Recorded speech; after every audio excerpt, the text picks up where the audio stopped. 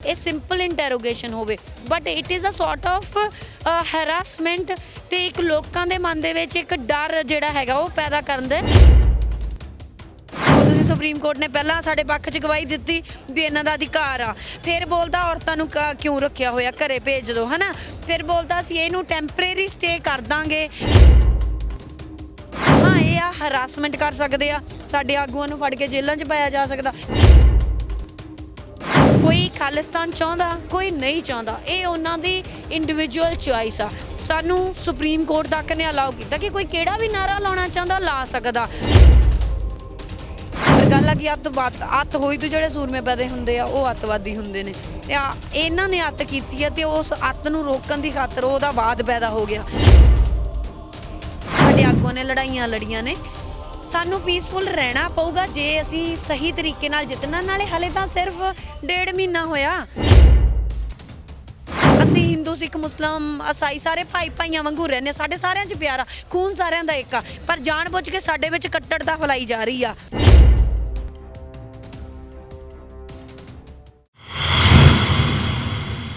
किसानी अंदोलन सिखरां ते चल रहा है। इस समय चर्चा चल रही है NIA ਦੇ ਵੱਲੋਂ जो ਨੋਟਿਸ ਜਾਰੀ ਹੋਏ ਨੇ। ਸਾਡੇ ਨਾਲ ਸਿਮਰਜੀਤ ਕੌਰ ਗਿੱਲ ਨੇ, ਹਾਈ ਕੋਰਟ ਦੇ ਵਕੀਲ ਵੀ ਨੇ, ਸਮਾਜ ਸੇਵੀ ਵੀ ਨੇ। ਗੱਲਬਾਤ ਕਰਦੇ ਹਾਂ ਇਹਨਾਂ ਨੋਟਿਸਾਂ ਦੇ ਕੀ ਮਾਇਨੇ ਨੇ। ਜਿਸ ਸਮੇਂ ਕਿਸਾਨੀ ਅੰਦੋਲਨ ਸਿਖਰਾਂ ਤੇ ਚੱਲ ਰਿਹਾ ਹੋਵੇ, ਅਜਿਹੇ ਨੋਟਿਸ ਆ ਰਹੇ ਹੋਣ, ਕੀ ਮਾਇਨੇ ਇਹਨਾਂ ਦੇ? ਜਿਹੜੇ ਨੋਟਿਸ ਆ ਰਹੇ ਨੇ NIA ਦੇ, ਕੀ ਮਾਇਨੇ ਨੇ ਇਹਨਾਂ ਦੇ? ਸਾਬਕਾ ਜਥੇਦਾਰ ਨੂੰ ਵੀ ਨੋਟਿਸ ਜਾਰੀ ਹੋਇਆ, ਸ੍ਰੀ ਅਕਾਲ ਤਖਤ ਸਾਹਿਬ ਨੂੰ, ਖਾਲਸਾ ਏਡ ਨੂੰ ਹੋਇਆ, ਹੋਰ ਵੀ ਕਈ ਸਮਾਜ ਸੇਵੀ ਸੰਸਥਾਵਾਂ ਨੂੰ ਹੋ ਰਹੇ ਨੇ। ਹਾਂ ਬਿਲਕੁਲ, ਬਹੁਤ ਸਾਰਿਆਂ ਨੂੰ ਹੋਏ ਨੇ ਤੇ ਮਤਲਬ ਲੜੀਵਾਰ ਉਹ ਕੱਢੀ ਜਾ ਰਹੇ ਆ। ਹਰ ਰੋਜ਼ ਨਵੇਂ ਨੋਟਿਸ, ਇੱਕ ਜਿਹੜੀ ਬੱਸ ਸਰਵਿਸ ਆਉਂਦੀ ਸੀ ਸਭ ਤੋਂ ਪਹਿਲਾਂ ਉਹਨਾਂ ਨੂੰ ਆਇਆ ਨੋਟਿਸ, ਤੇ ਜਿਹੜਾ ਮੈਂ ਉਹ ਰੀਡ ਕੀਤੀ ਸੀ, ਜਿਹੜੀ ਉਹ ਇੱਕ FIR ਆ ਜਿਹਦੇ ਤਹਿਤ ਸਾਰਿਆਂ ਨੂੰ ਨੋਟਿਸ ਕਰ ਰਹੇ ਇੰਟਰੋਗੇਸ਼ਨ ਦੇ। ਉਹਦੇ ਵਿੱਚ ਕਾਫੀ ਸਾਰੀਆਂ ਧਾਰਾਵਾਂ ਲਵਾਈਆਂ ਗਈਆਂ ਨੇ। ਉਹਦੇ ਵਿੱਚ UAPA ਐਡ ਕੀਤੀ ਗਈ ਆ। ਉਹ ਕਿਸ ਕਰਕੇ ਮਤਲਬ ਉਹਦੇ ਵਿੱਚ 120 ਵੀ ਲਾਈ ਗਈ ਆ ਕਿ ਕਨਸਪੀਰੈਂਸੀ ਹੋਈ ਆ। ਤੇ ਕੋਈ ਸੰਜੀਵ ਸ਼ਰਮਾ ਹੈਗਾ ਜਿਹਨੇ ਇਹ ਕੰਪਲੇਂਟ ਕੀਤੀ ਹੈ ਕਿ ਇੱਥੇ 6 ਫॉर ਜਸਟਿਸ ਜਿਹੜੀ ਹੈਗੀ ਆ, ਉਸ ਆਰਗੇਨਾਈਜੇਸ਼ਨ ਦੇ ਜਿਹੜੇ ਲੋਕ ਹੈਗੇ ਨੇ ਉਹ ਇਹਨੂੰ ਫੰਡਿੰਗ ਕਰ ਰਹੇ ਆ। ਉਹ ਜਾਣਬੁੱਝ ਕੇ ਮਤਲਬ 2020 ਜਿਹੜਾ ਰੈਫਰੈਂਡਮ ਆ ਉਹਦੀਆਂ ਮਤਲਬ ਜੋ ਵੋਟਾਂ ਜਾਂ ਉਹ ਚੀਜ਼ ਲਾ ਲਓ ਵੀ ਉਹਨੂੰ ਇੱਥੇ ਹਵਾ ਦੇ ਰਹੇ ਆ। ਸੋ ਇਹ ਜਾਣਬੁੱਝ ਕੇ, ਇਹ ਕਹਿ ਲਓ ਕਿ ਉਸ ਚੀਜ਼ ਉਹ ਜਾਣਬੁੱਝ ਕੇ ਕ੍ਰੀਏਟ ਕੀਤੀ ਗਈ ਆ ਤਾਂ ਕਿ ਜਿਹੜਾ ਸਾਡਾ ਇੱਕ ਕਿਸਾਨ, ਜਿਹੜਾ ਸਾਡਾ ਕਿਸਾਨ ਅੰਦੋਲਨ ਆ, ਉਹਨੂੰ ਜਿਹੜਾ ਇਹ ਆਲਰੇਡੀ ਖਾਲਿਸਤਾਨ, ਅੱਤਵਾਦੀ ਜਾਂ ਵੱਖਵਾਦੀ, ਟੁਕੜਾ ਗੈਂਗ, ਇਹਨਾਂ ਚੀਜ਼ਾਂ ਨਾਲ ਜੋੜਨ ਦੀ ਇਹਨਾਂ ਨੇ ਜਿਹੜੀ ਕੋਸ਼ਿਸ਼ ਕੀਤੀ ਆ ਵੀ ਉਹਦੇ ਥਰੂ ਇਹਦੇ ਵਿੱਚੋਂ ਉਹ ਸਾਬਤ ਕਰ।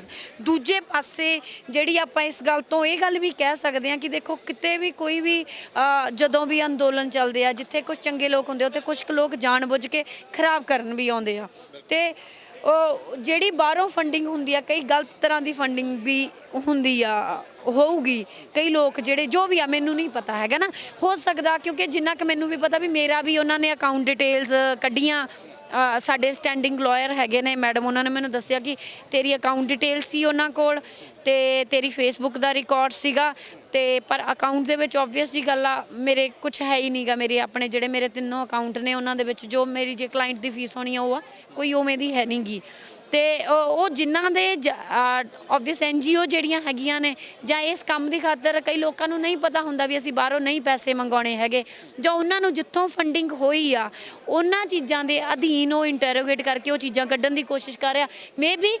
ਮੇਬੀ ਕਿਉਂਕਿ ਜਿਵੇਂ ਹੁਣ 3 ਜਾਣਿਆਂ ਨੂੰ ਆਪਾਂ ਨੂੰ ਬੁਲਾਇਆ ਗਿਆ ਸੀਗਾ, ਬਲਤੇਜ ਪੰਨੂ ਜੀ ਨੂੰ ਵੀ ਉਹਨਾਂ ਨੇ ਇੰਟਰੋਗੇਟ ਕਰਕੇ ਫਿਲਹਾਲ ਛੱਡਿਆ, ਤੇ ਆਪਣੇ ਉਹ ਜਿਹੜੇ ਬੱਸ ਵਾਲੇ ਆ ਉਹ ਭਾਜੀ ਹੁਣਾਂ ਨਾਲ ਵੀ ਗੱਲ ਕਰਕੇ, ਮਨੁੱਖਤਾ ਦੀ ਸੇਵਾ ਵਾਲੇ ਗੁਰਪ੍ਰੀਤ ਵੀਰੇ ਨੂੰ ਵੀ ਬੁਲਾਇਆ ਉਹਨਾਂ ਨੇ, ਹੈ ਨਾ, ਉਹਨਾਂ ਨੂੰ ਵੀ ਛੱਡ। ਤੇ ਹੋ ਸਕਦਾ ਕਿ ਇਹ ਸਿੰਪਲ ਇੰਟਰੋਗੇਸ਼ਨ ਹੋਵੇ but it is a sort of harassment ਤੇ ਇੱਕ ਲੋਕਾਂ ਦੇ ਮਨ ਦੇ ਵਿੱਚ ਇੱਕ ਡਰ ਜਿਹੜਾ ਹੈਗਾ ਉਹ ਪੈਦਾ ਕਰਨ ਦੇ ਕਿ ਉਹਨਾਂ ਨੂੰ ਧਰਨੇ ਤੋਂ ਦੂਰ ਕੀਤਾ ਜਾਵੇ। ਇਹਦੇ ਵਿੱਚ 2 ਚੀਜ਼ਾਂ ਹੋ ਸਕਦੀਆਂ। ਇੱਕ ਤਾਂ ਜਿਹੜੇ ਲੋਕ ਸਾਡੇ ਫੰਡ ਕਰਦੇ ਨੇ, ਕਿਉਂਕਿ ਓਬਵੀਅਸ ਜੀ ਗੱਲ ਆ, ਇੰਨਾ ਸਾਰਾ ਕੁਝ ਆਪਣੇ ਇਕੱਲੇ ਪੈਸੇ ਨਾਲ ਨਹੀਂ ਹੋ ਪਾਉਂਦਾ। ਹੁਣ ਆ ਦੇਖੋ ਇੰਨੇ ਟੈਂਟ ਲੱਗੇ ਹੋਏ ਆ, ਜੇ ਕੋਈ NGO ਨੂੰ ਜਾਂ ਕਿਸੇ ਨੂੰ ਕੋਈ ਫੰਡ ਹੀ ਨਹੀਂ ਦਊਗਾ ਤਾਂ ਫਿਰ ਉਹ ਕੰਮ ਵੀ ਕਿਵੇਂ ਕਰਨਗੇ, ਹੈ ਨਾ।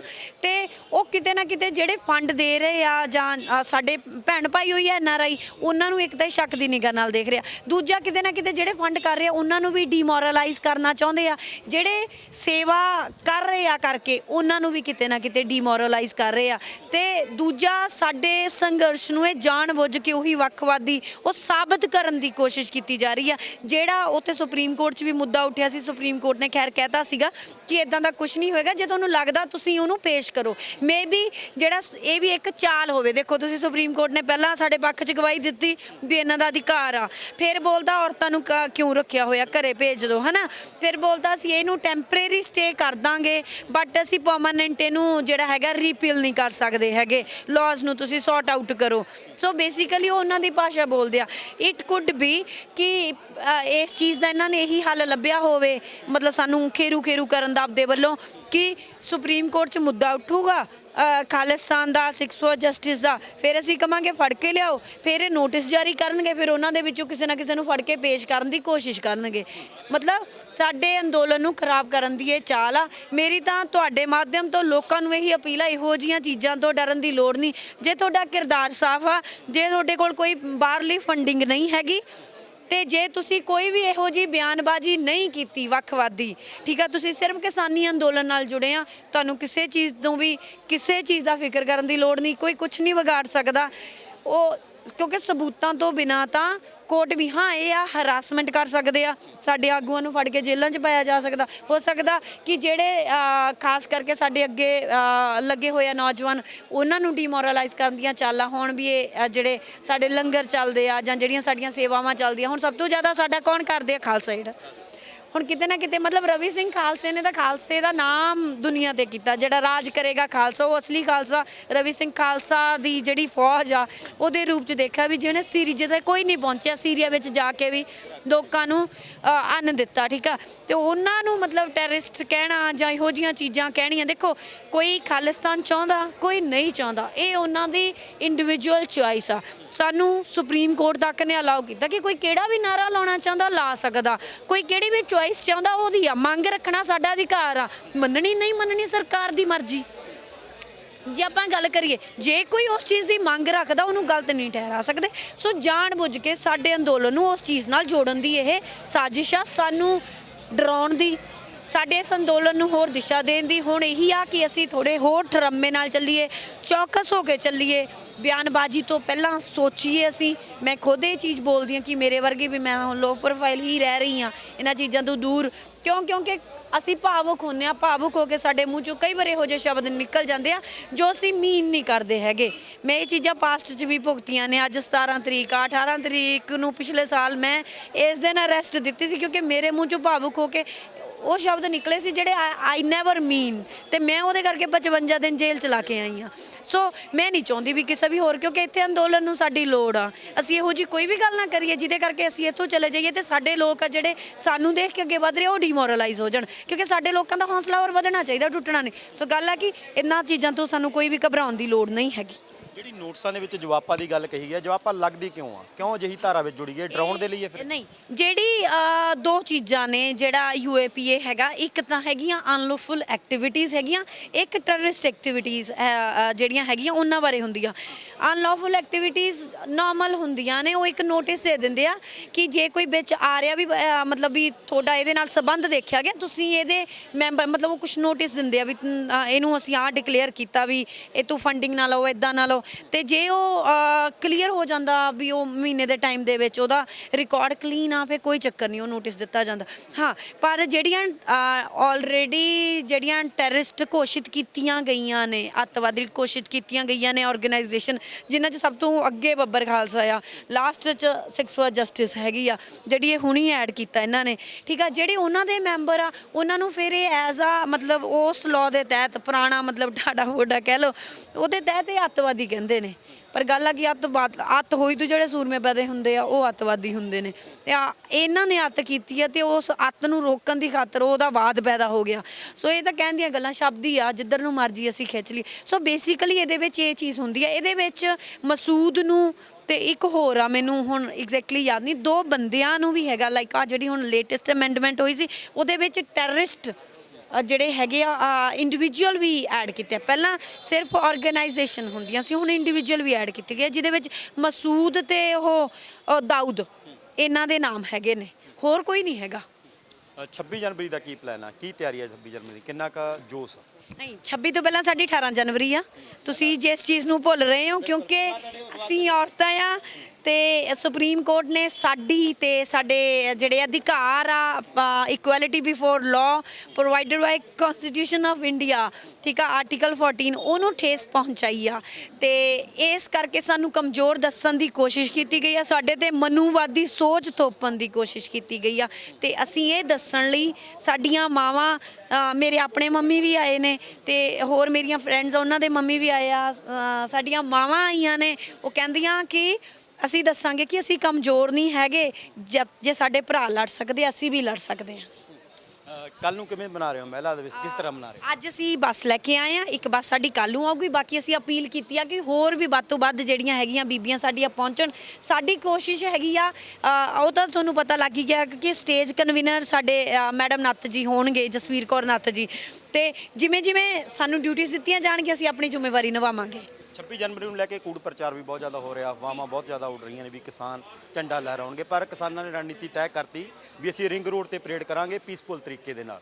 ਕਿਸ ਤਰ੍ਹਾਂ ਦੇਖਦੇ ਹੋ ਤੁਸੀਂ, ਕਿਸ ਤਰ੍ਹਾਂ ਰਹੇਗਾ ਇਹ ਅੰਦੋਲਨ? ਮੈਂ ਤਾਂ ਜੀ ਆਪਣੇ ਦੇਖੋ, ਚਾਹੇ ਕੋਈ ਕੁਝ ਵੀ ਕਵੇ, ਮੈਂ ਲੀਡਰ ਨਹੀਂ ਕਿ ਮੈਂ ਸਪੋਰਟਰ ਹਾਂ। ਸੋ ਜੋ ਸਾਡਾ ਸੰਯੁਕਤ ਮੋਰਚੇ ਦੇ ਲੀਡਰ ਡਿਸਾਈਡ ਕਰਦੇ ਆ, ਆਪਾਂ ਉਹਨਾਂ ਨੂੰ ਇਨ ਬਿਨ ਫੋਲੋ ਕਰਦੇ ਆ। ਸਾਨੂੰ 13 ਤਰੀਕ ਦਾ ਪ੍ਰੋਗਰਾਮ ਵੀ ਉਹਨਾਂ ਨੇ ਦਿੱਤਾ ਕਾਲੇ ਕਾਨੂੰਨ ਸਾੜਨ ਦਾ, ਅਸੀਂ ਉਹ ਸਾੜੇ। 18 ਦਾ ਸਾਨੂੰ ਉਹਨਾਂ ਨੇ ਦਿੱਤਾ, ਉਦੋਂ ਬਾਅਦ ਵਿੱਚ ਇੱਕ ਸਾਡਾ 20 ਤਰੀਕ ਦਾ ਪ੍ਰੋਗਰਾਮ ਆ, 26 ਦਾ। ਜਿਵੇਂ ਜਿਵੇਂ ਸਾਡੇ ਆਗੂ ਸਾਨੂੰ ਕਹਿਣਗੇ ਅਸੀਂ ਤਾਂ ਉਹਨੂੰ ਫੋਲੋ ਕਰਾਂਗੇ। ਬਾਕੀ ਜੋਸ਼ ਚੱਕ, ਮੈਨੂੰ ਪਤਾ ਯੂਥ ਆ, ਅਸੀਂ ਵੀ ਜਦੋਂ ਅੱਜ ਤੋਂ 5-6 ਸਾਲ ਪਹਿਲਾਂ ਸਾਡੇ 'ਚ ਵੀ ਬਥੇਰਾ ਜੋਸ਼ ਹੁੰਦਾ ਸੀ, ਕੱਟ ਦੋ ਮਾਰ ਦੋ, ਬਥੇਰੀਆਂ ਚੀਜ਼ਾਂ ਸੋਚਦੇ ਸੀਗੇ। ਪਰ ਗੱਲ ਆ ਕਿ ਇਹਨਾਂ ਸਾਡੇ ਆਗੂਆਂ ਨੇ ਲੜਾਈਆਂ ਲੜੀਆਂ ਨੇ, ਸਾਨੂੰ ਪੀਸਫੁਲ ਰਹਿਣਾ ਪਊਗਾ ਜੇ ਅਸੀਂ ਸਹੀ ਤਰੀਕੇ ਨਾਲ ਜਿੱਤਣਾ। ਨਾਲੇ ਹਲੇ ਤਾਂ ਸਿਰਫ 1.5 ਮਹੀਨਾ ਹੋਇਆ। ਸਾਡੀ ਪੁਰਾਣਾ ਇਤਿਹਾਸ ਫਰੋਲ ਕੇ ਦੇਖ ਲਓ, 1907 ਵਾਲਾ ਅੰਦੋਲਨ ਦੇਖ ਲਓ, 9 ਮਹੀਨੇ ਚੱਲਿਆ ਸੀ।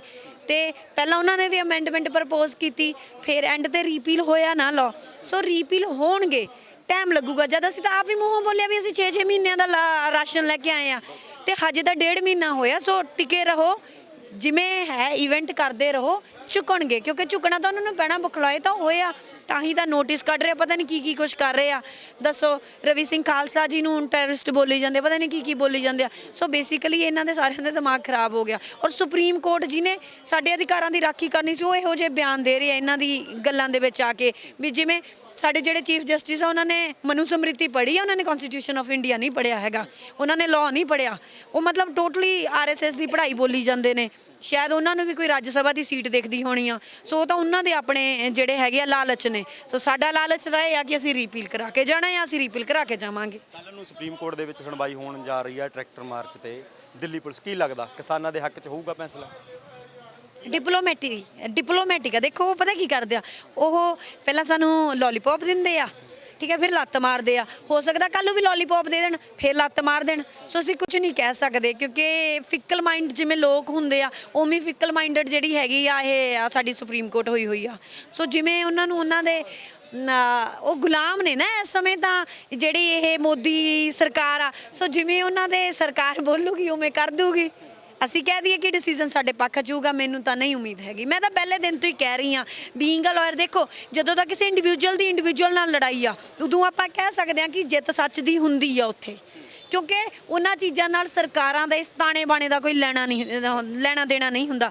ਪਰ ਜਦੋਂ ਸਾਡੀ ਲੜਾਈ ਸੰਘੀ ਲਾਣੇ ਦੇ ਨਾਲ ਆ, ਜਿਹਨੇ ਸਾਰੇ ਪਾਸੇ ਆਪਣੇ ਬੰਦੇ ਮਤਲਬ ਪੂਰੀ ਤਰ੍ਹਾਂ ਵਿਛਾ ਦਿੱਤੇ ਗਏ ਨੇ, ਲੋਕਾਂ ਦੇ ਮਾਈਂਡ ਦੇ ਵਿੱਚ ਡਿਵਾਈਡ ਐਂਡ ਰੂਲ ਨੂੰ ਪਾ ਦਿੱਤਾ ਗਿਆ, ਲੋਕਾਂ ਦੇ ਦਿਮਾਗ ਆ ਨਾ ਜਿਹੜੇ ਉਹ ਕੱਟੜਤਾ ਨਾਲ ਭਰ ਦਿੱਤੇ ਗਏ ਆ। ਅਸੀਂ ਹਿੰਦੂ, ਸਿੱਖ, ਮੁਸਲਿਮ, ਈਸਾਈ ਸਾਰੇ ਭਾਈਆਂ ਵਾਂਗੂ ਰਹਿੰਦੇ, ਸਾਡੇ ਸਾਰਿਆਂ 'ਚ ਪਿਆਰ ਆ, ਖੂਨ ਸਾਰਿਆਂ ਦਾ ਇੱਕ ਆ। ਪਰ ਜਾਣ-ਬੁੱਝ ਕੇ ਸਾਡੇ ਵਿੱਚ ਕੱਟੜਤਾ ਫੈਲਾਈ ਜਾ ਰਹੀ ਆ, ਠੀਕ ਆ। ਇਹੀ ਨਹੀਂ ਕਿ ਉਹ ਹਿੰਦੂ ਅਰਧ ਰਾਸ਼ਟਰਵਾਦ ਦੀ ਗੱਲ ਕਰਦੇ ਨੇ, ਉਹੀ ਫੈਲਾਉਂਦੇ ਨੇ। ਉਹ ਜਾਣ-ਬੁੱਝ ਕੇ ਅਖੌਤੀ ਸਿੱਖ ਬਣ ਕੇ ਵੀ ਕੰਮ ਖਰਾਬ ਕਰਦੇ ਨੇ, ਕਿਉਂਕਿ ਸਾਡਾ ਜਿਹੜਾ ਗੁਰੂ ਨਾਨਕ ਦਾ ਫਲਸਫਾ ਤਾਂ ਇਨਸਾਨੀਅਤ ਦਾ ਫਲਸਫਾ ਆ ਨਾ।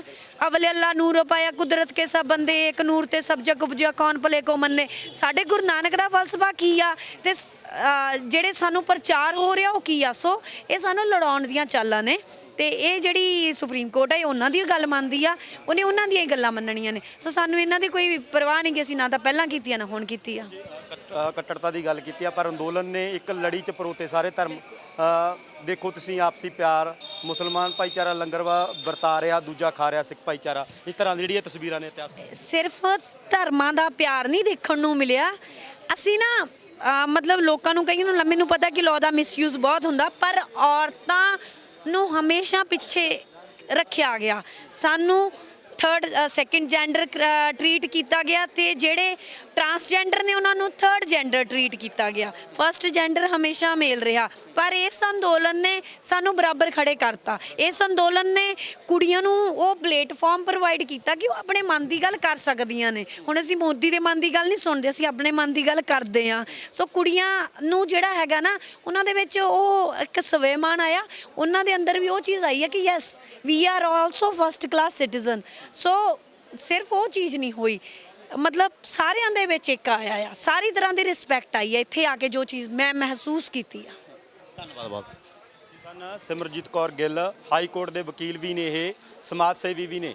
ਇਹਨਾਂ ਨੇ ਦੱਸਿਆ ਹੈ ਜੋ NIA ਦੇ ਵੱਲੋਂ ਨੋਟਿਸ ਜਾਰੀ ਹੋਏ ਨੇ, ਕਾਫੀ ਸਮਾਜ ਸੇਵੀ ਸੰਸਥਾਵਾਂ ਨੂੰ ਵੀ ਹੋਏ ਨੇ, ਸਾਬਕਾ ਜਥੇਦਾਰ ਨੇ ਸ੍ਰੀ ਅਕਾਲ ਤਖਤ ਸਾਹਿਬ ਦੇ, ਉਹਨਾਂ ਨੂੰ ਵੀ ਨੋਟਿਸ ਜਾਰੀ ਹੋਇਆ, ਖਾਲਸਾ ਏਡ ਨੂੰ ਵੀ ਨੋਟਿਸ ਜਾਰੀ ਹੋਇਆ। ਇਹਨਾਂ ਨੇ ਕਾਨੂੰਨੀ ਪੱਖ ਤੋਂ ਦੱਸਿਆ ਵੀ ਇਹਨਾਂ ਨੋਟਿਸਾਂ ਦੇ ਕੀ ਮਾਇਨੇ ਨੇ। ਸਰਕਾਰ ਡਰਾਉਣਾ ਚਾਹੁੰਦੀ ਹੈ, ਇਹਨਾਂ ਦੇ ਇਹ ਗੱਲ ਕਹੀ ਆ ਕਿ ਨੋਟਿਸਾਂ ਦੇ ਰਾਹੀਂ ਸਰਕਾਰ ਉਹਨਾਂ ਨੂੰ ਡਰਾਉਣਾ ਚਾਹੁੰਦੀ ਹੈ ਜੋ ਕਿਸਾਨੀ ਅੰਦੋਲਨ ਦੀ ਹਮਾਇਤ ਕਰ ਰਹੇ ਨੇ। ਨਾਲ ਦੀ ਨਾਲ ਇਹਨਾਂ ਨੇ 26 ਜਨਵਰੀ ਦਾ ਵੀ ਜਿਹੜਾ ਦੱਸਿਆ ਕਿ ਇਹ ਲੀਡਰਾਂ ਦੀ ਜੋ ਰਣਨੀਤੀ ਆ ਉਹਨਾਂ ਤੇ ਫੁੱਲ ਚੜਾਉਣਗੇ। ਲਗਾਤਾਰ ਗਲੋਬਲ ਪੰਜਾਬ TV ਦੇ ਨਾਲ ਜੁੜੇ ਰਹੋ, ਤੁਹਾਨੂੰ ਪਲ ਪਲ ਦੀ ਜਾਣਕਾਰੀ ਦਵਾਂਗੇ। ਕੈਮਰਾਮੈਨ ਗੁਰਪ੍ਰੀਤ ਸਿੰਘ ਦੇ ਨਾਲ ਕੁਲਦੀਪ ਸਿੰਘ ਪੋੜੇ, ਗਲੋਬਲ ਪੰਜਾਬ TV, ਦਿੱਲੀ, ਸਿੰਘੂ ਬੱਟ। ਤੁਸੀਂ ਹੈਰਾਨ ਤੇ ਜ਼ਰੂਰ ਹੋ ਰਹੇ ਹੋ ਕਿ ਇੱਕ ਬੰਦਾ ਪੈਂਟ ਕਮੀਜ਼ ਪਾ ਕੇ ਟਰੈਕਟਰ ਚਲਾ ਰਿਹਾ ਹੈ, ਖੇਤੀ ਕਰ ਰਿਹਾ ਹੈ। ਜੀ ਹਾਂ, ਦੁਨੀਆ ਬੜੀ ਤੇਜ਼ ਰਫ਼ਤਾਰ ਨਾਲ ਬਦਲ ਰਹੀ ਹੈ, ਤਾਂ ਫਿਰ ਸਾਡੀ ਖੇਤੀ ਕਿਉਂ ਨਾ ਬਦਲੇ। ਖੇਤੀ ਨੂੰ ਲਾਹੇਵੰਦ ਬਣਾਉਣ ਲਈ ਬਹੁਤ ਜ਼ਰੂਰੀ ਹੈ ਆਧੁਨਿਕ ਜਾਣਕਾਰੀ ਅਤੇ ਤਕਨੀਕ ਨਾਲ ਜੁੜਨਾ। ਕੇਂਦਰ ਵੱਲੋਂ ਕਾਨੂੰਨ ਆਇਆ ਹੈ, ਇਹਦਾ ਬਹੁਤ ਵੱਡੇ ਪੱਧਰ ਤੇ ਵਿਰੋਧ ਹੋਇਆ। ਇਹਨਾਂ ਨੇ ਇੱਕ ਮਿੱਠੀ ਜ਼ਹਿਰ ਦਿੱਤੀ ਹੈ, ਅੱਜ ਆਪਾਂ ਨੂੰ ਇੱਕ ਦਿਖਾ ਰਹੇ ਨੇ। ਗਲੋਬਲ ਪੰਜਾਬ TV ਤੁਹਾਨੂੰ ਜੋੜੇਗਾ ਬਦਲਦੀ ਖੇਤੀ ਦੁਨੀਆ ਨਾਲ। ਤੁਸੀਂ ਇੰਜੀਨੀਅਰਿੰਗ ਦੀ ਡਿਗਰੀ ਕਰਕੇ ਫੇਰ ਖੇਤਾਂ 'ਚ ਆ ਗਏ। ਖੇਤੀ ਪ੍ਰੋਗਰਾਮਾਂ ਦੇ ਤਜਰਬੇਕਾਰ ਅਮਰਜੀਤ ਸਿੰਘ ਵੜੈਚ ਦਾ ਵਿਸ਼ੇਸ਼ ਸ਼ੋਅ ਫਾਰਮ ਹਾਊਸ ਹਰ ਐਤਵਾਰ 7:30 ਵਜੇ ET ਤੁਹਾਡੇ ਆਪਣੇ ਗਲੋਬਲ ਪੰਜਾਬ TV। ਹੁਣ ਤੁਸੀਂ ਦੇਖ ਸਕਦੇ ਹੋ ਗਲੋਬਲ ਪੰਜਾਬ TV ਨੂੰ ਡਾਊਨਲੋਡ ਕਰੋ ਸਾਡੀ ਐਪ ਐਂਡਰੋਇਡ ਜਾਂ iOS ਤੇ ਫ੍ਰੀ ਵਿੱਚ, roku ਅਤੇ Amazon Fire TV ਤੇ ਜਾਂ Apple TV ਤੇ। ਨਾਲ ਹੀ ਦੇਖ ਸਕਦੇ ਹੋ ਲਾਈਵ ਸਟ੍ਰੀਮਿੰਗ www.globalpunjabtv.com ਤੇ।